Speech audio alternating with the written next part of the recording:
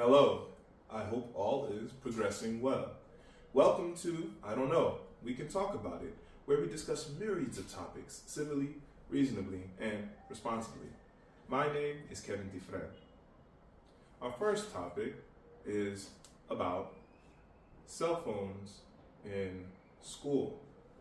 The article covers how a text brings about simple responses for complex situations, and how only removing cell phones and introducing free play is a part of larger context, as simple and clear as all may seem.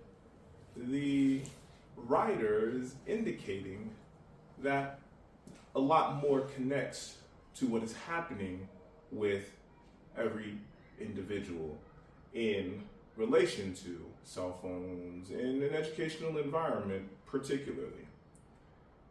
The point the author connects very well concern how engagement is still a factor that needs attention. Using an example of students engaging is wonderfully sound. Having the students tending to each other is wonderful, especially because students have active ways to participate without cell phones present. Though, how similar might so be in another part of an educational environment, in a classroom, for example. Additionally, the article discusses aspects of learning and control, and what is best for one's learning. Evidentially, everyone learns differently, and scientifically approaching parameters of learning may be of great use to assisting any in engaging with what one is learning, what one has an interest in, or what one is learning that may prove interesting, may pique one's curiosities, may pique one's interest level. Another side of the conversation about the cell phones is in relation to space.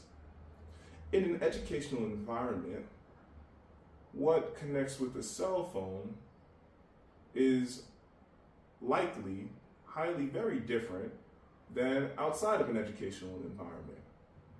The author mentioned social media as an example, whereas the author indicates what a student engages with outside of an educational environment is wholly on the responsibility of anyone else that has nothing to do with an educational environment, which brings in a fine atmospheric discussion. An educational atmosphere versus a domestic atmosphere. Not versus in the sense of against each other, though comparatively, contrastingly. When an educational environment does not have cell phones, does not permit cell phone usage, when a student engages in whatever one engages in outside of the educational environment, is the responsibility on the educational environment more so than the home environment, the domestic environment. The balance becomes tricky to assess, especially when anyone might be unaware of how to exactly respond to a situation that may be outside of an educational environment. If a student engages in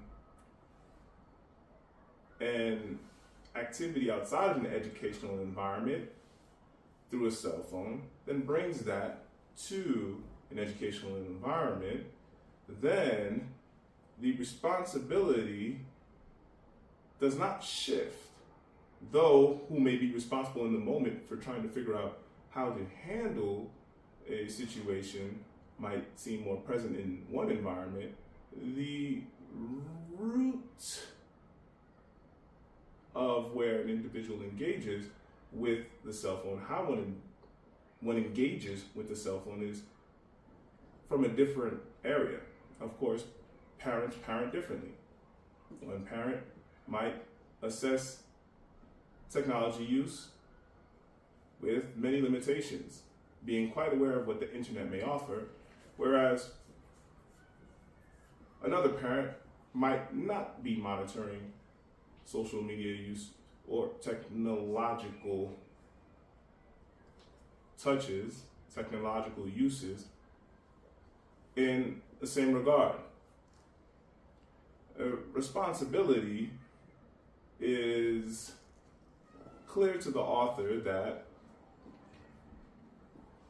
is outside of the educational environment, especially if the educational environment is not bringing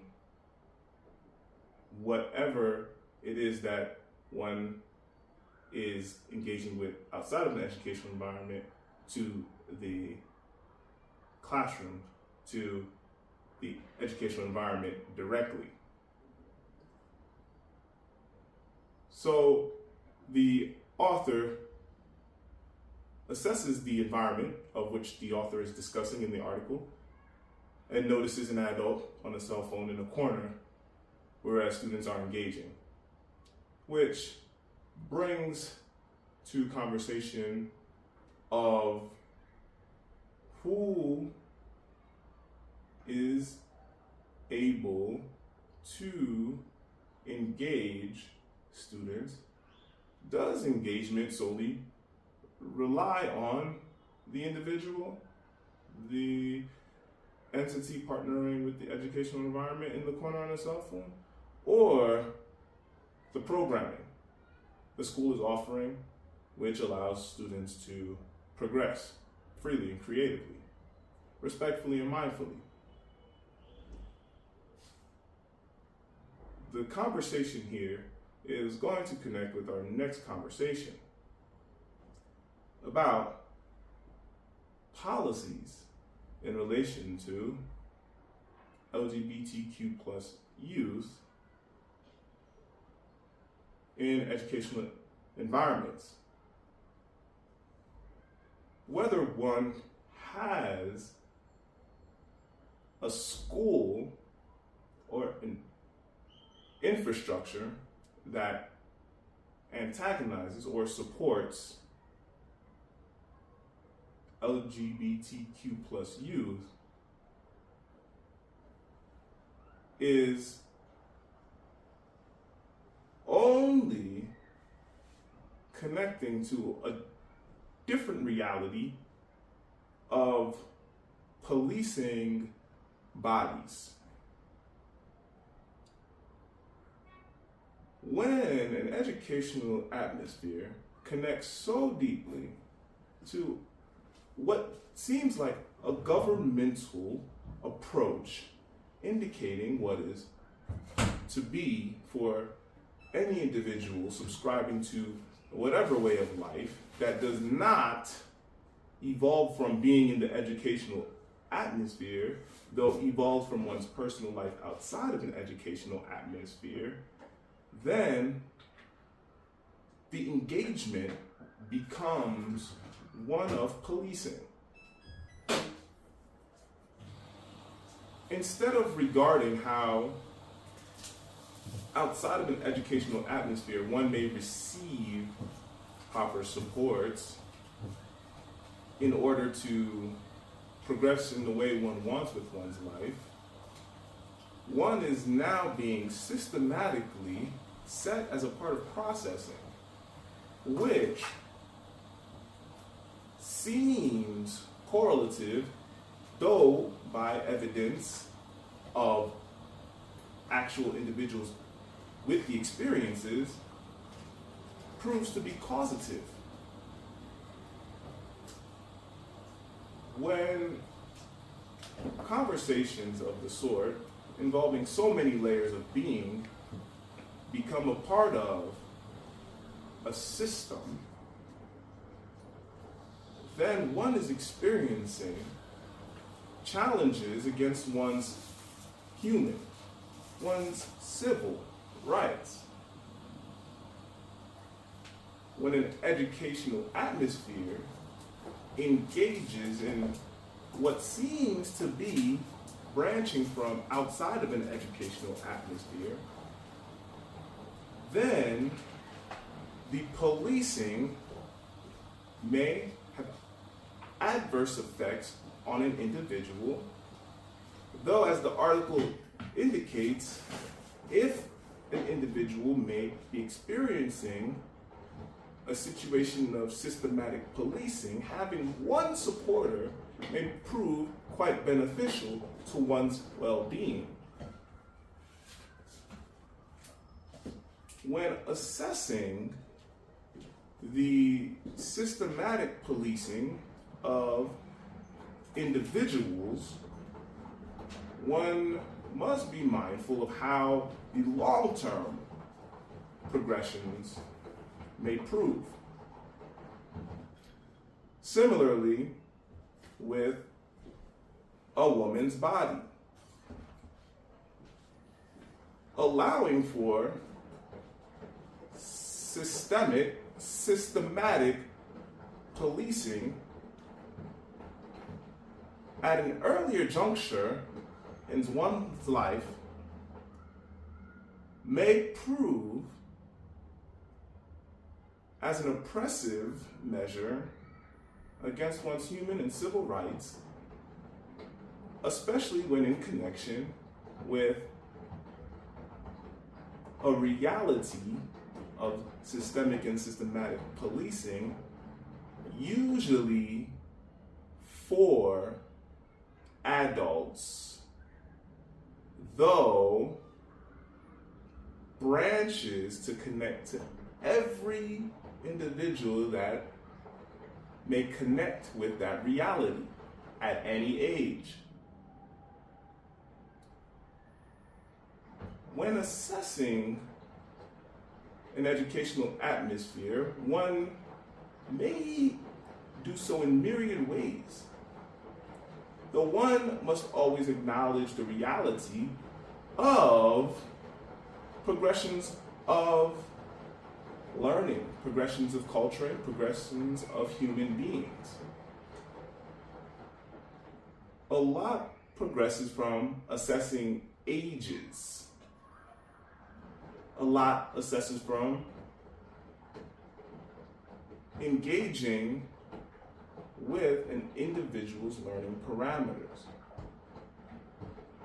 With such assessments, one is able to articulate if one's age range matches one's learning, or if one's learning matches one's age range, which is really only to help with a different form of systematic policing, though assist with a metric conversation when data is necessary at one level, though assist in other regards of how individuals seem to be growing, seem to be progressing at large of different scales, which is easier to interpret, easier to translate for particular environments, for teaching others how to engage with learning parameters. So when assessing an individual in an educational environment, to what degree must one alleviate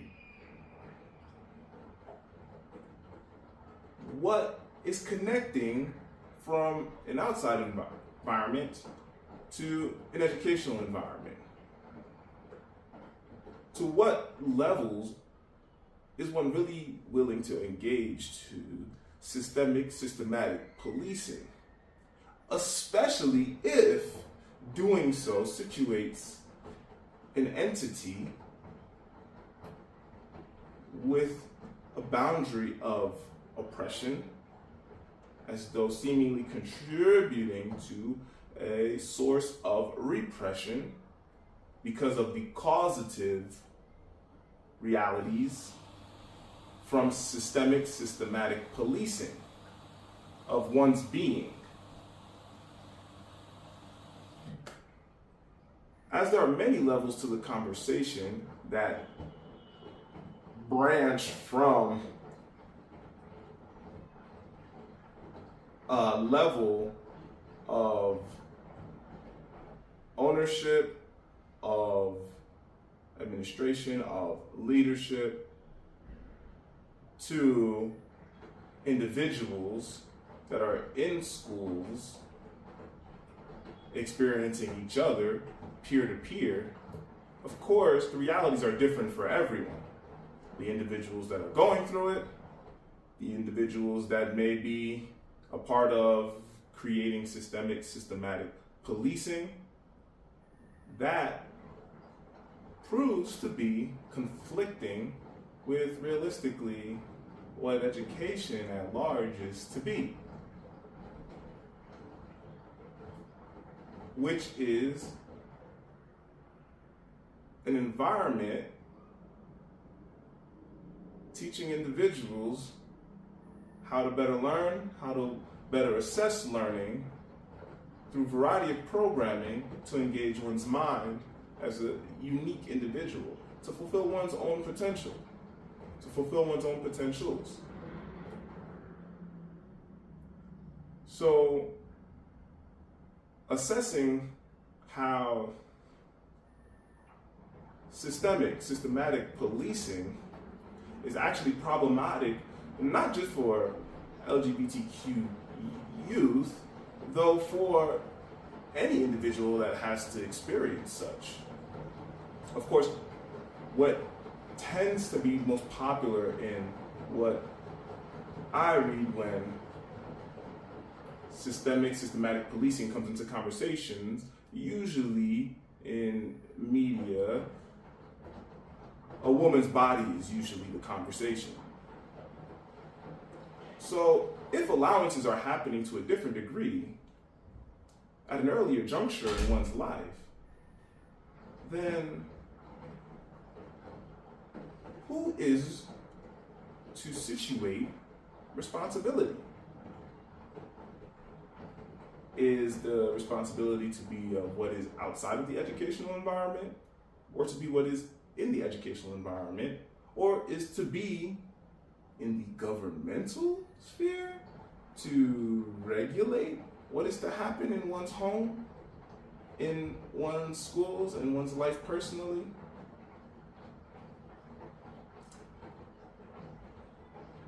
All right, we have a lot to think about and a lot to discuss.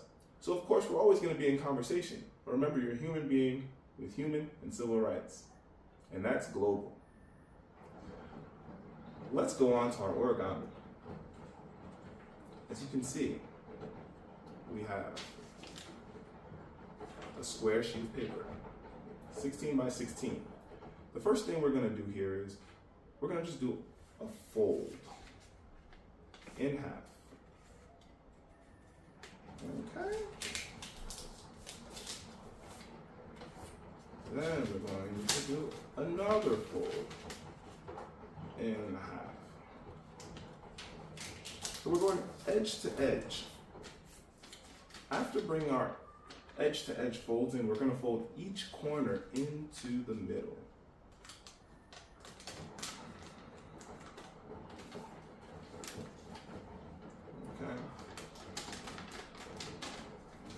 fold each corner into the middle.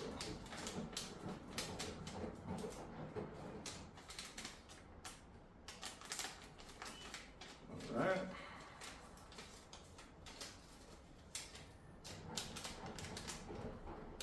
Okay.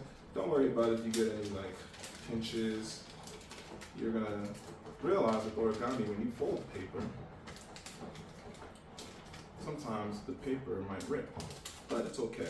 Origami is the art of folding paper, and usually you be all right with a little rip in the work. So after you do this fold here, you're gonna just take the fold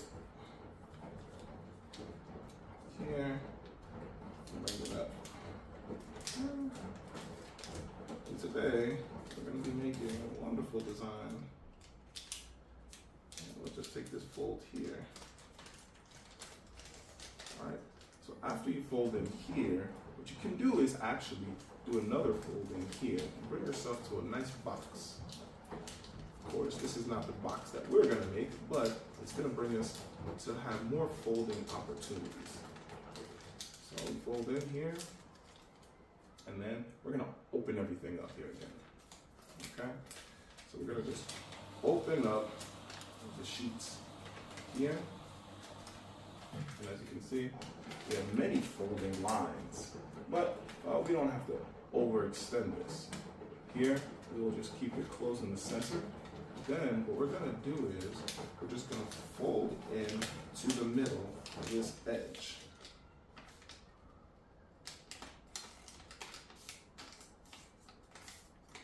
Okay, then we're going to fold in another flap in. So there we go. Now we're getting closer to our final form. But as you can see, here's where we are to be. And again, like I said, we just fold in, keep that original in, and we fold in. And the next portion is we're going to take this portion here, and we're going to fold it in. So you are aware there's this line here that we're just going to follow up with, and it's going to help us to have more of a box form. Okay, so we're just going to fold in. Okay, and we're going to do the same thing with the other side. This is somewhat of an intricate fold. Okay, so don't worry too much about how the fold comes to be. You just fold on that line and you'll have exactly what you need. You just fold in on that line. Okay, and I'll show it to you here. The lines that we fold earlier actually bring us to this understanding. So here we go. Again, as you can see, there's that fold in. The next portion is, of course, we're going to do a double fold. So we're going to take our first fold at the half, fold down the triangle. You see, we're going to fold down this triangle, then we'll just fold it in.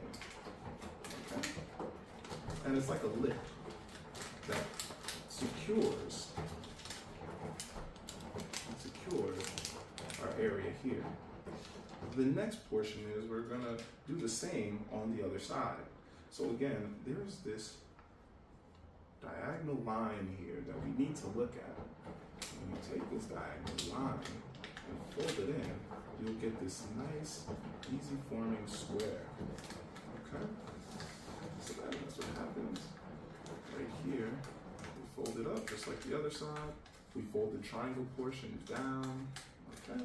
And then we just fold this portion down here. All right. Perfect. And so what we have here now is the origami box. Da-da! In the origami box, you can put things you like, obviously, and you can also use these folded parts as covers. So you can lift the flaps up if you like, and if you have something in there, you can actually make a little box and then tape it down. So you see, it can be a nice little gift box as well. The other portions of this is if you want to make the box top, all you have to do is just make a bigger size box so that you'll just have it covering the top. And the way you do that is obviously get a square or whatever shape you use of a bigger equal dimension, and you just create the box and put it on top. Then you'll have a box with a top. Ba-ba! Or you can, again, like I said, use this nice creative latch here and this other latch here, and you just have two flaps as boxes. And you can, again, use some tape to tie it together, tie it with a bow if you like. It's your creation. Our next topic is about a book. I enjoy reading physical books because of the long-term benefits in relation to spatial development, research longer than most people alive today. And the book is by Steve Pinker, Enlightenment Now.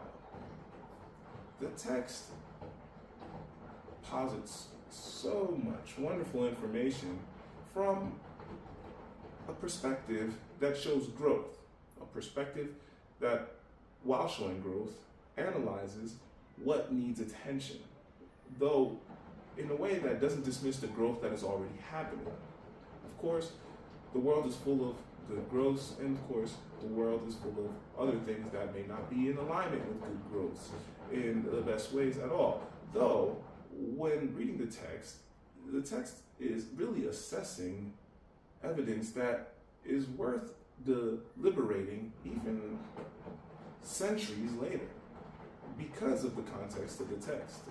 A book of the sort is so valuable in bringing to research, bringing to evidentially supporting the realities people live in, to assess the world at large, beyond oneself, in a way that allows one to see so much good in the world and has one to navigate thinking about the world, if not moving about the world, in a different capacity, with a different mentality.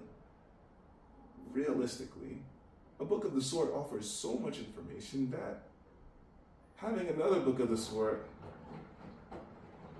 is a valuable future endeavor. It will be wonderful to have a book deliberating concepts within the text. Another point, due to the way all the information is in one book, though the request that I'm thinking of here, what I'm mentioning, is likely going to be available in myriad avenues of research and development, if not in one whole text. So the hopefulness is always full and ready and available because so much good is available and ready and continuing to be at the forefront of conversations of what is progressing with human progress. Another aspect of the text that I appreciate concerns social and emotional well-being. The text does not assume to have any answer to happiness, though assesses by research what individuals consider as happy, connecting socioeconomic circumstances, though understanding that money doesn't make everyone happy after a certain point. It doesn't make anyone happier after a certain point, and even individuals with money aren't necessarily happy people. The same with accolades. Some people have many accolades, though, are not happier or happy people. So the text brings another emotional dynamic, a well-rounded perspective of what is of a human being that I think is so important to acknowledge, because being in numbers may confuse individuals a lot, because that doesn't always correlate to what makes a human being, especially after a particular point. For example, when one retires in a state where one receives a pension or social security, and one has to engage with one's life beyond what one is doing all the time as work, then one has to really engage with, well, what is really the source of one's happiness, whether that be family, whether that be gardening, whether that be a golf club, whatever brings one true happiness is what one has to engage with, which is another perspective branching from assessing the text, looking at how individuals may progress, macro, micro, at large, in long-term thinking of human progress. And how is one culturing the world? How is one nurturing the world to be better? How is one bringing about good in the world in comparison to anything else that may be contrary to good? So anything that may be contrary to good is also part of the conversation that the text brings about. I really appreciate the text, and I think the text is very valuable, especially for anyone that's really trying to understand what's happening in the world at large by data, by evidence that is not for anyone seeking confirmation bias. The evidence is for individuals that want to assess what's happening from myriad perspectives, full context, big picture. Thanks for joining another episode of I Don't Know, We Can Talk About It. Onward and Upward, Kevin Dufresne.